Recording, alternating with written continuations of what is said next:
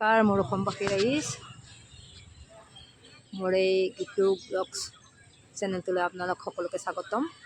আজি উপস্থিত আছোঁ 2026 প্ৰথমটো মাঘ মাহৰ আজি প্ৰথমটো দিন।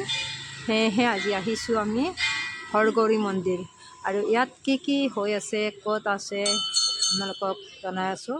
ভিডিঅ'টো শেষলৈ চাওক।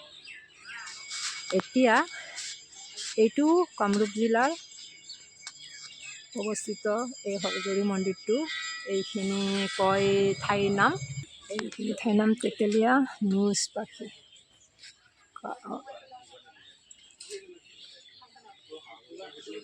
গতিকে ভিতৰলৈ গৈ সকলো কি আছে দেখুৱাই কৈ আছোঁ। ভিডিঅ'টো ভাল লাগিলে আপোনালোকৰ মতামত জনাবচোন। আহি আছোঁ, এইটো ডাঙৰ মন্দিৰ হৰগৌৰী।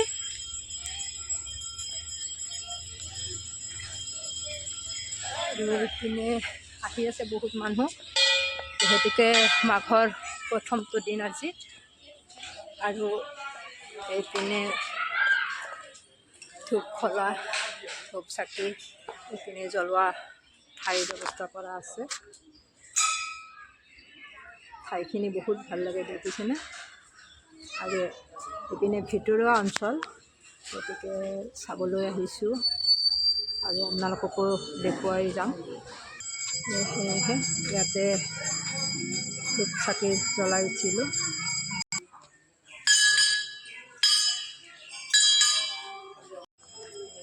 এতিয়া ভিতৰত যাই গৈ আছোঁ।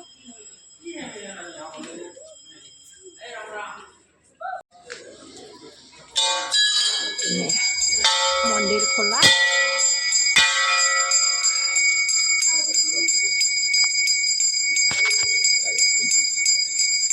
নাম ভিতৰত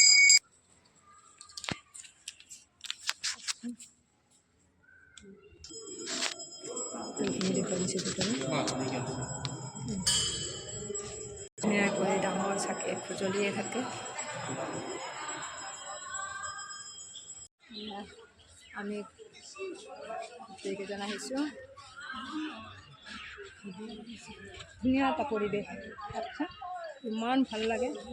এইপিনে এটা ফিচাৰী আছে, ফিচাৰীটোত কাছ আছে।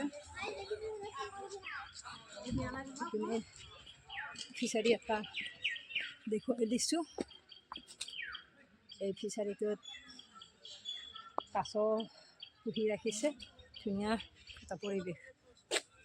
এতিয়া পূজা দিয়া হৈ গ'ল। আজিলৈ ভিডিঅ'টো বাই।